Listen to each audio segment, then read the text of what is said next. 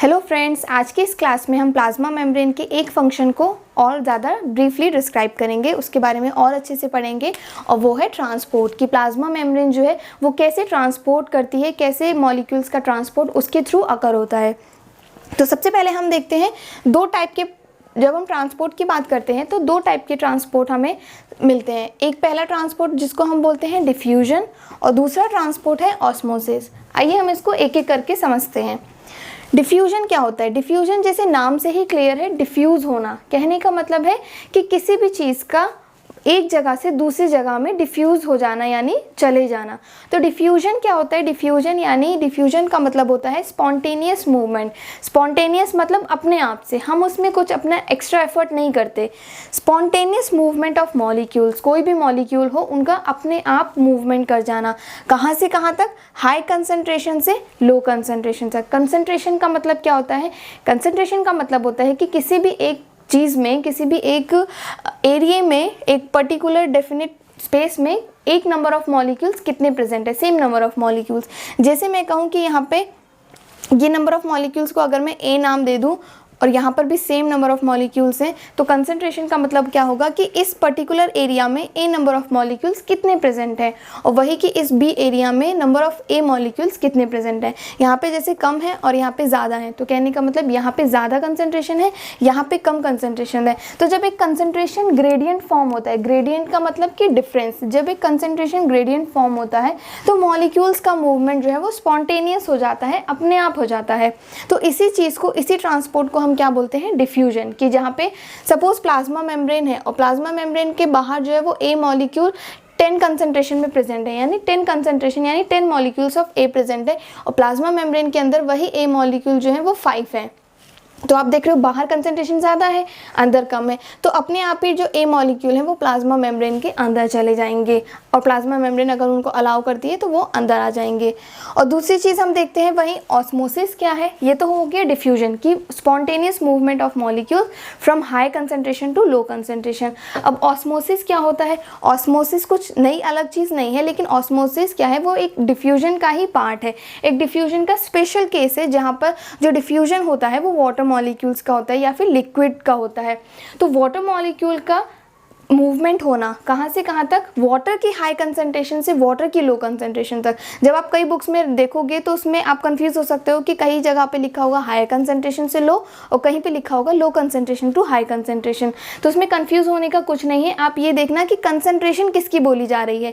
यहाँ पे high concentration water की है, मूवमेंट किसका है? वाटर का, और कंसंट्रेशन भी किसकी है? वाटर की। तो वाटर की हाई कंसंट्रेशन से वाटर की लो कंसंट्रेशन में ट्रांसपोर्ट होना through a semi permeable membrane. एक सेमी परमिएबल मेम्ब्रेन होती है, उस सेमी परमिएबल मेम्ब्रेन की मदद से हाई कंसंट्रेशन से लो कंसंट्रेशन में वाटर मॉलिक्यूल का ट्रांसपोर्ट होना ही क्या है? ऑस्मोसिस है। तो ऑस्मोसिस डिफ्यूजन का ही टाइप है जिसमें कि वाटर मॉलिक्यूल्स का ट्रांसपोर्ट होता है। तो अब हम देखते हैं कि डिफ्यूजन में और ऑस्मोसिस में क्या डिफरेंस है। तो पहला चीज़ तो यही हो गई कि इसमें स्पॉन्टेनियस मूवमेंट है, और इसमें डिफ्यूजन जो है वो किसी भी मीडियम में हो सकता है। डिफ्यूजन के लिए हमें कोई अलग से मीडियम नहीं चाहिए, चाहे मीडियम गैस हो, चाहे मीडियम सॉलिड हो, चाहे मीडियम लिक्विड हो, तो तीनों में ही डिफ्यूजन हो सकता है। लेकिन ऑस्मोसिस क्योंकि स्पेशल केस है, ये सिर्फ लिक्विड मीडियम में ही होगा, यानी कोई भी लिक्विड जो चीज़ है उसी में ही ऑस्मोसिस होता है।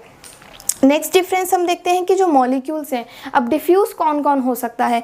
तो डिफ्यूज़ में सॉलिड भी डिफ्यूज़ हो सकते हैं, लिक्विड मॉलिक्यूल भी डिफ्यूज़ हो सकते हैं, और गैसेस मॉलिक्यूल भी डिफ्यूज़ हो सकते हैं। तो कोई फ़र्क नहीं पड़ता कि मॉलिक्यूल जो डिफ्यूज़ हो रहा है वो कौन सा है, कोई भी हो सकता है। लेकिन वहीं ऑस्मोसिस की जब हम बात करते हैं तो डिफ्यूज़ जो है वो केवल और केवल सॉल्वेंट पार्टिकल्स होते हैं। अब यहाँ पे सॉल्वेंट क्या होता है? दो टर्म्स होती हैं, एक तो होता है सॉल्यूट और एक होता है सॉल्वेंट। सॉल्यूट क्या होता है? जैसे कि एक एग्जाम्पल लेते हैं कि मेरे पास एक ग्लास है, ठीक है, एक ग्लास में मेरे पास पानी है, ठीक है। तो पानी क्या हो गया? ये एक सॉल्वेंट हो गया, ठीक है।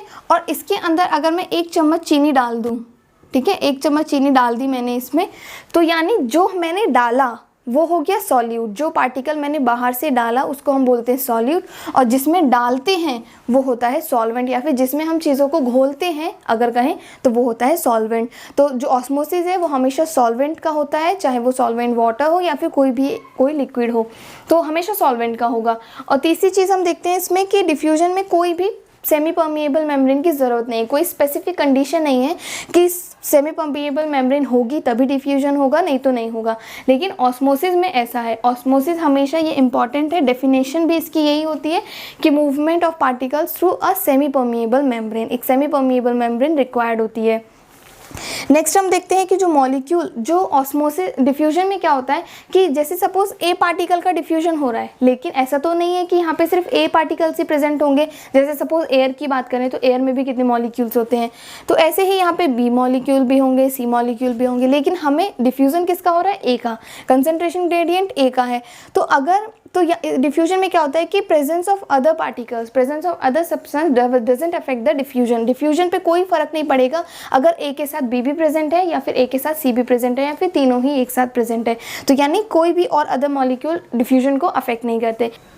वहीं अगर हम बात करें ऑस्मोसिस में कि ऑस्मोसिस में अदर सब्सटेंस अफेक्ट करते हैं या फिर नहीं, तो आंसर है हाँ, कि मॉलिक्यूल्स जो है वो presence of other molecules osmosis में अफेक्ट करते हैं। कैसे अफेक्ट करते हैं, सपोज मेरे पास यहाँ पे दो मेरे पास कंटेनर हैं, उनमें वाटर की कंसंट्रेशन है, ठीक है, सेम वाटर ऑफ कंसंट्रेशन है, सपोज सेम 10 मॉलिक्यूल्स हैं, ठीक है।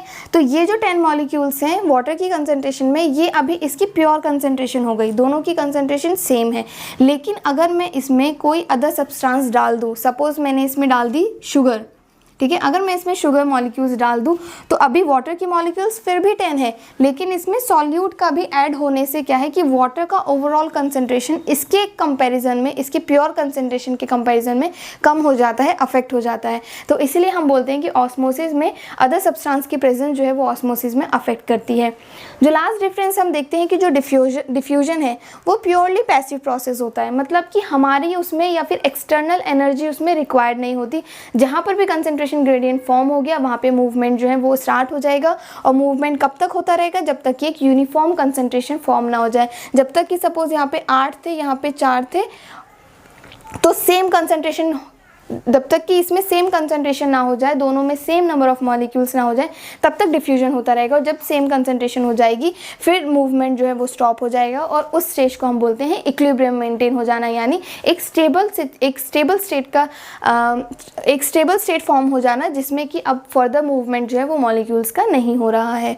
तो यानी डिफ्यूजन जो है वो एक पैसिव प्रोसेस है, इसमें हम एक्सटर्नल एनर्जी प्रोवाइड नहीं करते। लेकिन ऑस्मोसिस जो है वो एक्टिव प्रोसेस भी हो सकती है और पैसिव प्रोसेस भी हो सकती है। पैसिव मतलब कि हमने एनर्जी प्रोवाइड नहीं करी, और एक्टिव प्रोसेस मतलब हमने बाहर से उसमें एनर्जी प्रोवाइड करके, एक्सटर्नल फोर्स अप्लाई करके हमने मूवमेंट कराई है, तो वो भी ऑस्मोसिस में हो सकता है। तो ऑस्मोसिस एक्टिव या पैसिव कुछ भी हो सकती है। तो हमने इस क्लास में डिस्कस किया कि ऑस्मोसिस क्या होता है और डिफ्यूजन क्या होता है।